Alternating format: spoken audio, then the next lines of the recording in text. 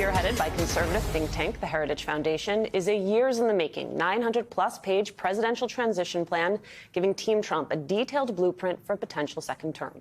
That blueprint would radically remake the federal government, if executed, with its stated goal being, quote, to assemble an army of aligned, vetted, trained, and prepared conservatives to go to work on day one to deconstruct the administrative state. The project is built on 4 pillars, which go well beyond previous transition efforts. There's the policy agenda, personnel, training, and a 180-day playbook to execute the think tank's plans. Many authors of the blueprint are former Trump officials. Joining us now, one of the architects of Project 2025, the president of the Heritage Foundation, Dr. Kevin Roberts. Good morning, sir. Good morning, Dr. Roberts. Thank you for joining us and coming. I know people are like, y'all got the architect of the 2025? Yes, because everyone has been talking about it. And we saw an interview that you did with the Associated Press, and we've been reading through some things. And I think we just want to first start with anchoring this conversation in. You told the New York Times that this plan is a plan that is for anyone. It's not just for Donald Trump. You would like if President Biden would implement some of it, but you don't think that that's going to happen. And so you reject the assertion that this is a plan that was cooked up specifically for the second coming of the Trump administration. I appreciate that question because as your lobby shows when you walk in, you've got the word honesty and the word accuracy there. That's an honest and accurate depiction, and I'm grateful. Number one, the Heritage Foundation couldn't do that because we are nonpartisan. We can't be tied to one candidate. Secondly, we have offered a briefing of Project 2025 dating back to last year to every candidate for presidency, including President Biden. Honest to goodness, I would have been thrilled if President Biden and his team asked for a briefing. We understand that we have differences of opinion on just about everything. But at Heritage, we believe in telling the truth with a smile on our face. But the last point I should make is that now that President Trump is the nominee, and President Biden has not taken a Project 2025 briefing, President Trump is going to make decisions about policy in his administration if he wins. Project 2025 is something that's going to transcend the next 4 years, the next 10 years. It really is, for the first time in the history of the conservative movement, the apparatus for policy and personnel. That's the most important thing to remember. I have one follow-up. It's just that you have said that this plan is about institutionalizing Trumpism. So, because I also know you all, not just the president of the Heritage Foundation, you're also president of the Heritage Action, which is the political action committee. And so, is it tied to Trump or not? I said the context for that comment to the New York Times was that the work of the Heritage Foundation was to institutionalize Trumpism. Trumpism as a new version of conservatism, a conservatism that recognizes that by every objective measure, the United States is weaker in 2024 than it was in 1984. We also happen to think that's reversible, by the way. We're ultimately optimists. And by institutionalizing Trumpism, what we're saying is that even though we are known as Ronald Reagan's think tank, I'm a son of the Reagan Revolution, I'm very proud of that, that's 40 years ago. And we need to understand what time it is in America. And right now, Donald Trump, whether someone likes it or not, I happen to like it, is the standard bearer for conservatism. Well, Michael, what time is it? Well, yeah, I don't think it's time for Trumpism in that regard, because one of the things that, as a lifelong follower and participant in Heritage, having spoken at various times there in the roles that I've played in the party, I see this as a dramatic shift away from those Reagan-esque principles when you have someone like Trump who has advocated some of the things he has. But before we get to that, I want to get to the nub of this, because you can't really do anything until you remove what has been identified as the problem, and that is 50,000 federal employees. Axios noted, quote, the massive headhunting quest aims to recruit 20,000 people to serve in the next administration as a down payment on 4,000 presidential appointments plus potential replacements for as many as 50,000 federal workers who are policy adjacent, as Trumpers put it. Policy adjacent to what? I mean, you're talking about people who've been in federal government. My daddy was a federal government employee, so I would be really appalled thinking that he could be on someone's chopping block because they think he is part of some deep state effort. Talk to us about what that looks like. If Heritage is calling for removing 50,000 federal employees, who are you replacing them with?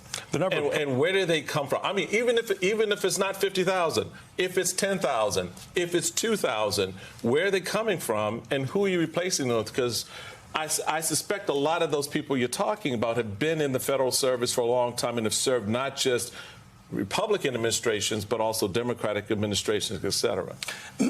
They have, and 95% of them who give political contributions give them to the Democratic Party. I reject out of hand, Michael, that somehow you're going to fire someone because they wrote a check to a Democratic candidate. No, we're going to fire someone, and the number needs to be more than 50,000, considering that there are more than 2 million federal employees. Because over the last century, the radical left has seen the administrative state as the fourth branch of government. They're unelected bureaucrats. Nothing against your dad, obviously, as a human being. You know that about me and Heritage. But ultimately, we have to devolve power from the imperial city of Washington back to the people. Because he wrote a check to a Democratic candidate without any appreciation or understanding where his political allegiance we or will alliances dramatically are. reform agencies that take rights away from people. If they're doing their job, why does that matter? They're doing their job about a mission that's misaligned. For example, the U.S. Department of Education. Thankfully, President Trump deserves credit for saying that he wants to end the Department of Education. That means that employees in that agency, even if they've been serving that mission with great competence, will have to go look for another job. What's more important than that, Michael, is that we actually have a delivery mechanism for education in this country that reflects the 21st century. So at Heritage, we see this a very different way. You want to look at it from the lens of unelected bureaucrats, most of whom, not your dad, I guess, who want to say that they are more important than the everyday American. We want to look at it from the standpoint of the everyday American and say it's time that they are put in the driver's seat rather than unelected bureaucrats. Yeah, but they aren't going to be in the driver's seat because they aren't going to be doing the jobs. The folks you're identifying who are Trump aligned are the ones who are going to be coming in. You are positing that those people are incompetent. And I can tell you from looking at the resumes of the 11,000 that they're very well qualified. As much as you're thinking I'm positing these people are incompetent, you're positing that they're somehow executing a nefarious agenda. Some of them are. Why does the Environmental Protection Agency have 350 armed agents? If I could interject, because I did actually work for the federal government. I worked with a number, as did the chairman, and I worked with a number of those we call them civil servants in the United States government, people who are not political appointees, and they have the institutional knowledge. If only they acted that way. Well, I think Alicia has a question along those lines about one of the policy priorities that you all have identified in Project 2025. I actually, Dr. Roberts, have a question about this upcoming election. Is your organization going to accept the results of the 2024 presidential election? I believe that Dr. Roberts can't hear. So Alicia just asked, is your organization going to accept the results of the 2024 election, regardless of the outcome? Yes, if there isn't massive fraud like there was in 2020. What does that mean? If there isn't massive fraud. Do you believe that there was not massive fraud? There was massive fraud. We have an election fraud database that has documented that over years. By the way, the Heritage Foundation has been concerned about election integrity for decades, not just about 2020. We've been documenting this problem for a very long time. And if one of the I believe, according to the Heritage Foundation, sir, by your count, Heritage Foundation has done an investigation, and according to your count, there have been 1,513 proven instances of voter fraud across the United States since 1982. Yeah, that's probably 1,513. Because they're very hard to document. And the Democrat Party is very good at fraud.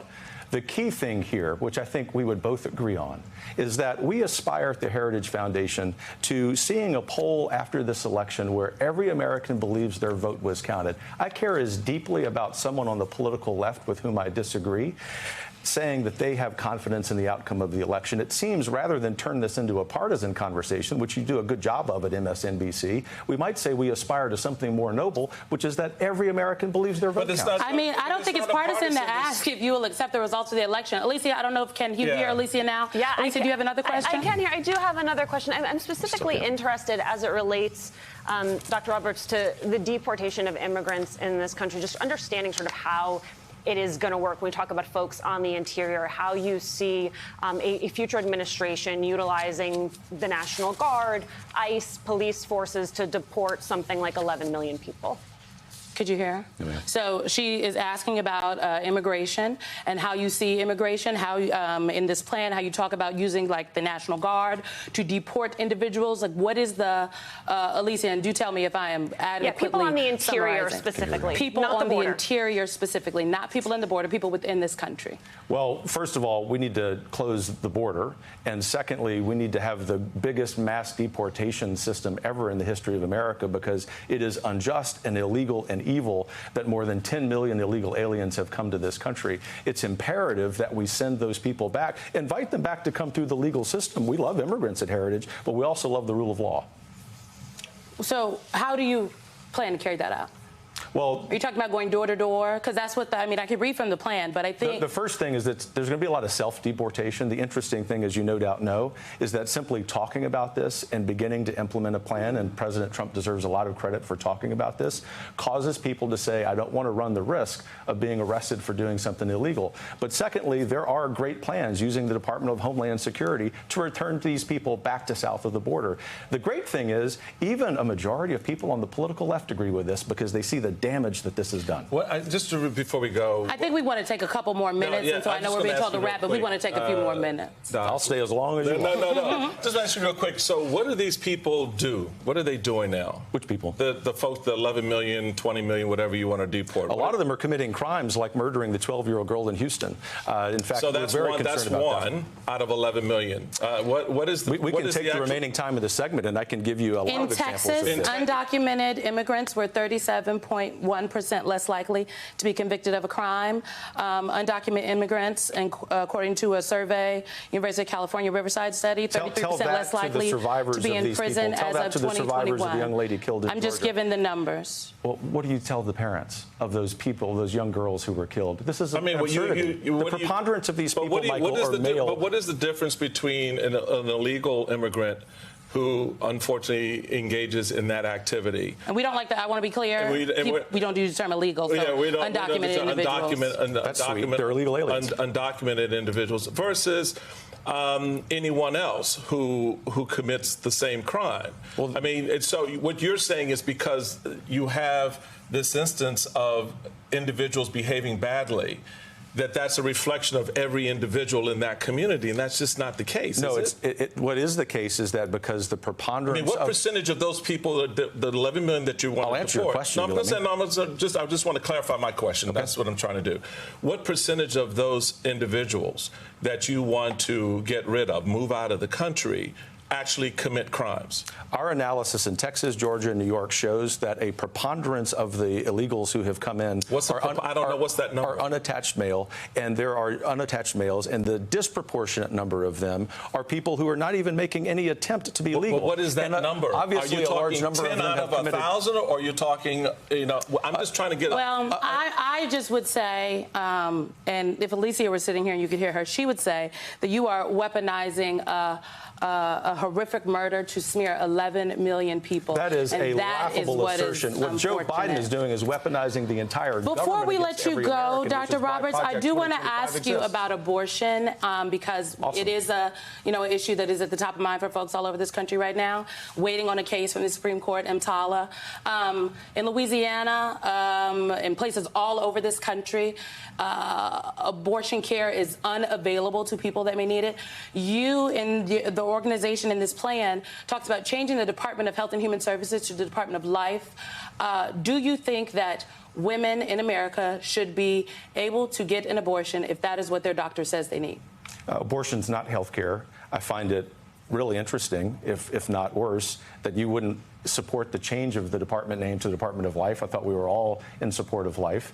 We believe eminently in women's rights, and particularly women's rights in the womb. And so the real question that you should be asking I just want to know, if I may, though, because I do ask the question. Why aren't we talking about the people who are supporting legislation that abortion can happen until 3 days after the person's born? This is an absurd framing by this network. That is an absurd assertion. As a person with an actual womb, I'm telling you that does not happen. So but let me just back up. Legislators in California, Virginia, New York, who Dr. actually Roberts, filed those bills. Does Heritage and Project 2025 believe that a woman should be able to have an abortion if her doctor says that she needs one? It's a yes or no question. Abortion is not health care. So abortion is the no? murder of a human being. All right. Well, I disagree thoroughly with Dr. Kevin Roberts, but I am so glad that you were here, and we are so disappointed you couldn't hear Alicia. So that means you got to come back, Dr. Roberts. You got to come back, okay? Thanks for having me.